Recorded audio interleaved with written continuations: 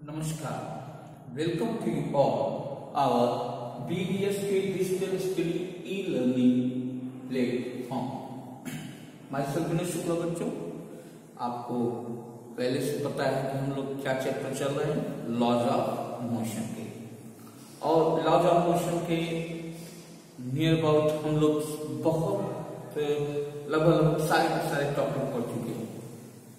एक important topic और जो लॉज ऑफ मोशन के एग्जामिनेशन के भी पॉइंट ऑफ व्यू से भी बहुत अच्छा है और हमारी डेली लाइफ में भी बहुत ज्यादा यूज होता है।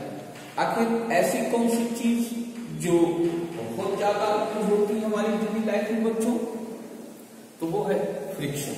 और आज के इस वीडियो में हम लोग फ्रिक्शन के ही बारे में पढ़ेंगे, जानेंगे और एकदम बेसिक वीडियो इसके 2 या 3 वीडियो में बना के आपको डालूंगा ताकि आपको एकदम क्लियर समझ में आए कि वास्तव में फ्रिक्शन होता क्या है। आज बहुत ही बेसिक इंफॉर्मेशन जो आपको मैं ये कोशिश करूंगा कि आप पूरी तरीके से जान जाए फ्रिक्शन क्या होती है। फ्रिक्शन की 2 प्रकार की मैं हम चर्चा करूंगा, 2 सिचुएशन की चर्चा करूंगा, स्टैटिक फ्रिक्शन की, काइनेटिक फ्रिक्शन की, और भी हैं उनकी वीडियो बना के मैं आपको डालता रहूंगा। लेकिन आज की वीडियो में स्टार्ट करते हैं बच्चों, आप कुछ समझने की कोशिश कीजिएगा, मैं कोशिश यहां से करता हूं। फ्रिक्शन क्या होता है, अब मैं आपको थोड़ी सी एग्जाम्पल कंडीशन ले सकता हूं। एग्जाम्पल बेस पर इसलिए मैं आपको थोड़ी सी आगे आई है। 1 मिनट दरवाजा बंद कर दो।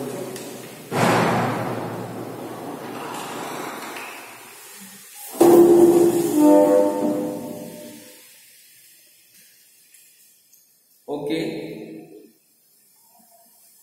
तो हम लोग फ्रिक्शन के बारे में आज चर्चा शुरू करते हैं। हाँ, मैं जिस एग्जाम्पल पे था आपको मैं क्या बता रहा था, मैं बता रहा था कि फ्रिक्शन को किस तरीके से हम लोग अपनी डेली लाइफ में यूज करते हैं। थोड़ी सी डिस्टर्बेंस हुई, इसके लिए सॉरी चाहता हूँ बच्चों। अचानक हवा बारिश चलने लगी, आपकी क्लास में आके पढ़ाता हूँ आपको, तो उसको बंद करने के लिए थोड़ी सी हुई। मैंने कहा पढ़ाने के समय हम लोग क्लास को नहीं बंद करेंगे, आप पढ़ाई होगी तो होगी, पढ़ेंगे तो पढ़ेंगे। ठीक है बच्चों, चलिए फ्रिक्शन को हम लोग स्टार्ट करने से पहले 2-4 बातें मैं आपसे बोलूं तो आपको थोड़ा इजी हो जाएगा फ्रिक्शन को समझने में, फ्रिक्शन को अंडरस्टैंड करने में। आप बच्चों जैसे किसी बहुत फिसलने वाले स्थान पर जाते हैं तो चलना मुश्किल हो जाता है, और आराम से सड़कों पे चलते हैं तो बहुत आराम से चलते हैं। आखिर फिसलन वाले जगह पर जहां स्लीपिंग हो रही, वहां ऐसा क्या था या ऐसा क्या हो गया, और जंगल जब हम चल रहे हैं ऐसा यहां क्या हो गया। इन दोनों के बीच में जो एक बात समझ में आती है वो फ्रिक्शन के थ्रू ही अंडरस्टैंड होगी। फ्रिक्शन एक अपोजिंग फोर्स होता है। मैंने एग्जांपल दिया कि सपोज दैट आप किसी बहुत ही स्मूथ प्लेस पर चल रहे हैं और आप फिसल रहे हैं। आपका फिसलने का मतलब ये है कि जब आप चल रहे थे उस वक्त आपको चलने में जो चीज हेल्प कर रही थी, अब वो हेल्प मिलनी बंद हो गई है। वो हेल्प क्या है, वो हेल्प थी एक फोर्स, एक कॉन्टैक्ट फोर्स। क्या थी, एक कॉन्टैक्ट फोर्स। अब नॉर्मल चल रहे हैं तो हमने, इसका मतलब हमारी कॉन्टैक्ट फोर्स वो हमारी जो हम जो वॉकिंग कर रहे हैं और आराम से चल रहे हैं, नहीं फिसल रहे हैं, इसका मतलब हमें वो फोर्स मिल रहा है जो हमें चलने में हेल्प कर रहा है। और इसी फोर्स को हम लोग फ्रिक्शन कहते हैं, जो अपोज करता है मोशन, रिलेटिव मोशन को। इसकी डिटेलिंग हम लोग और चलते हैं और बात करते हैं। बेटा यहां मैंने देखिए लिखा है कॉन्टैक्ट फोर्स, यानी कि ये 2 सरफेसेस के बीच में लगने वाला फोर्स है। फ्रिक्शन एक प्रकार का फोर्स हुआ और वो 2 सरफेसेस के बीच में लगने वाला फोर्स है, कॉन्टैक्ट फोर्स है, यानी एक सरफेसेस से कोई मतलब नहीं। रिलेटिव मोशन, दोनों सरफेसेस के रिलेटिव मोशन पर डिपेंड करता है, उसका रिलेशन मोशन पर वर्क करता है ये फोर्स। अपोज रिलेटिव मोशन, दोनों एक दूसरे के अपोज रिलेटिव मोशन। और इसलिए अपोज रिलेटिव मोशन क्योंकि हम यहाँ पर न्यूटन के थर्ड लॉ की हेल्प से इसको समझे। Newton third law says is that every action has the equal and opposite reaction. That opposite reaction means here as we can say like a friction. तो हम लोग अपोजिट नेचर करते हैं। Tendency along the contact, या तो देखिए इससे tendency का मतलब ये होता है कि जैसे मान लीजिए कोई आप एक कोई भारी चीज है, आप उसको धक्का दे रहे हैं और वो नहीं मूव कर रहे हैं, तो आपकी टेंडेंसी है, लेकिन उसकी अपनी फ्रिक्शन है। आपने फोर्स लगाई लेकिन उसने भी टेंडेंसी रखी, उस फोर्स आके कहां गया, उस फोर्स को उसने अपोज किया और वो उतना फोर्स ज्यादा नहीं था कि वो मूव कर सके, लेकिन जितना आपने लगाया उसको अपोज कर दिया किसने, उसके फ्रिक्शन प्रॉपर्टी में। और यही स्टैटिक फ्रिक्शन होता है, यही क्या होता है, स्टैटिक फ्रिक्शन होता है। न्यूटन के सेकंड लॉ ने क्या कहा, न्यूटन के सेकंड लॉ ने कहा द फोर्स विल बी, अगर हम कोई चीज मास पर फोर्स लगाएंगे तो उसमें मूविंग होगी, लेकिन बॉडी तो मूव की नहीं, लेकिन हमारा फोर्स आगे कहां गया, तो हमारे फोर्स को अपोज किया, एक रिलेटिव, हमारे रिलेटिव फोर्स को अपोज किया उस बॉडी ने, उस बॉडी ने एक अपोज फोर्स किया, मूव नहीं की लेकिन अपोज फोर्स किया। तो ये एक रिलेटिव मोशन और टेंडेंसी रखता है, टेंडेंसी भी अपोजिंग होती है इसकी, तो हम इसे इस तरीके से समझ सकते हैं। तो बच्चों क्लियर, आइए अब हम लोग आगे बढ़ते हैं। सपोज दैट एक एग्जांपल ले लेते हैं।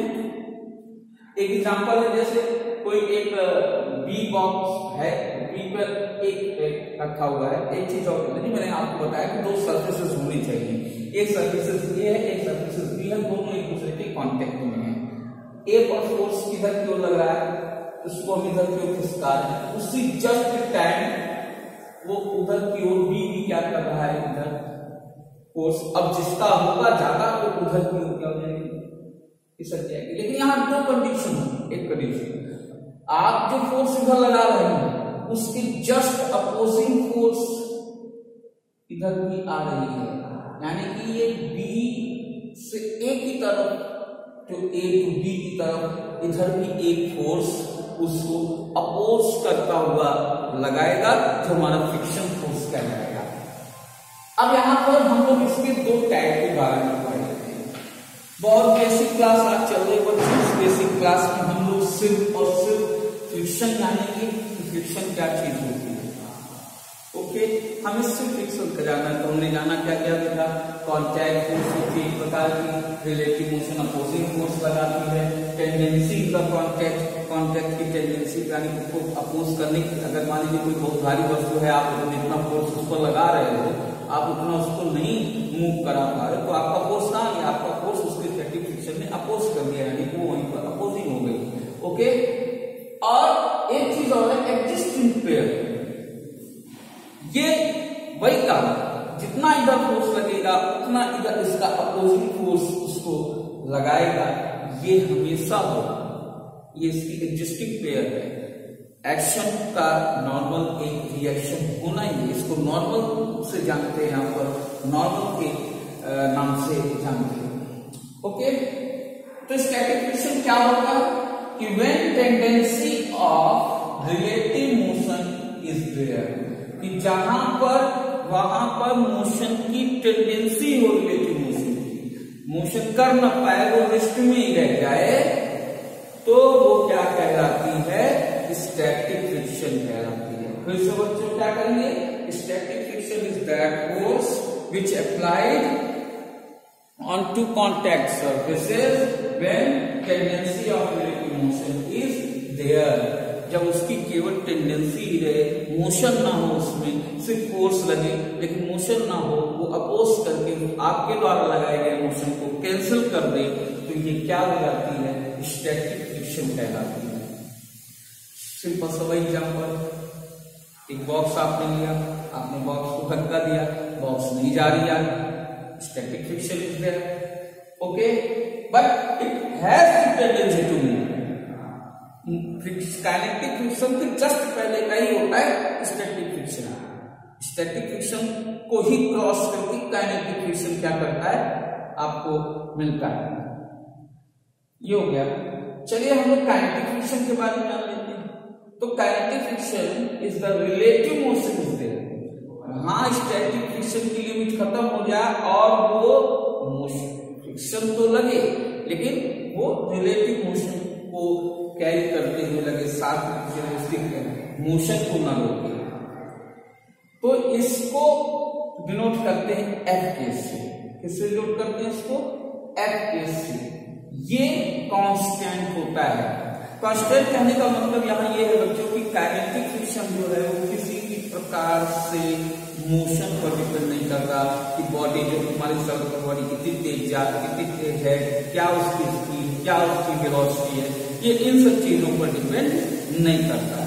इसलिए ये कांस्टेंट ही माना जाता है स्टैटिक फ्रिक्शन। स्टैटिक फ्रिक्शन एक फोर्स है, उस फोर्स की एक अपोजिंग फोर्स उससे फ्रिक्शन बनाती है, तो अपोजिंग फोर्स के डायरेक्टली और नॉर्मल जो हमारी रिएक्शन फोर्स होती है उससे क्या होता है, डायरेक्टली प्रोपोर्शनल होता है। जब आप इसी डायरेक्टली प्रोपोर्शनल को जब आप हटाते हैं तो आप उसको क्या देते हैं, कांस्टेंट देते हैं, जिसको हम म्यू के कहते हैं। म्यू के एन हो जाता है। एन क्या है, आप कोई बॉडी अगर इधर उसको मान लीजिए 4G गौर करिए, ये सपोज दैट हमने बनाया है 4 kg की बॉडी है, उसको 4G में उसका मास नीचे की ओर खींच रहा है, तो एक नॉर्मल उसको ऊपर की ओर ले जाएगी, जो उसे काइनेटिक फ्रिक्शन को 10 न्यूटन के बल के अकॉर्डिंग उसको काइनेटिक फ्रिक्शन देने के टेंडेंसी रखे या काइनेटिक फ्रिक्शन उसको क्या करेगा, दे सके। तो वो हर एन जो है वो हमारी किसके बराबर होती है, एन। यहाँ एम जी आप कर सकते हैं, एन की जगह एम जी कर सकते हैं, न्यू एम जी हो जा सकता है ना, आप इसके भी से यूज कर सकते हैं। आज के इस वीडियो में बेटा मैंने सिर्फ एक बेसिक कॉन्सेप्ट को ले चलने की कोशिश की है। मैं इसके नेक्स्ट वीडियो में जब आपको चलेंगे इसके साथ, तो इसके नए नए कॉन्सेप्टों के साथ चलूंगा। आपको जिस भी प्रकार की कोई भी समस्या अगर मेरे वीडियो के द्वारा होती हो तो आप मुझे कॉल करके पूछ सकते हैं, तो मैं सुधार करूंगा, उस पर और वीडियो बनाऊंगा, उसको और अच्छे तरीके से करूंगा। ये हेल्प आप हमारी कीजिए, हम आपको पढ़ाने के लिए हमेशा तैयार रहते हैं। वीडियोस के आपको पढ़ाने के लिए हमेशा तैयार रहता है। आप हंसते रहें, मुस्कुराते रहें, स्वस्थ रहें, मस्त रहें, नमस्कार।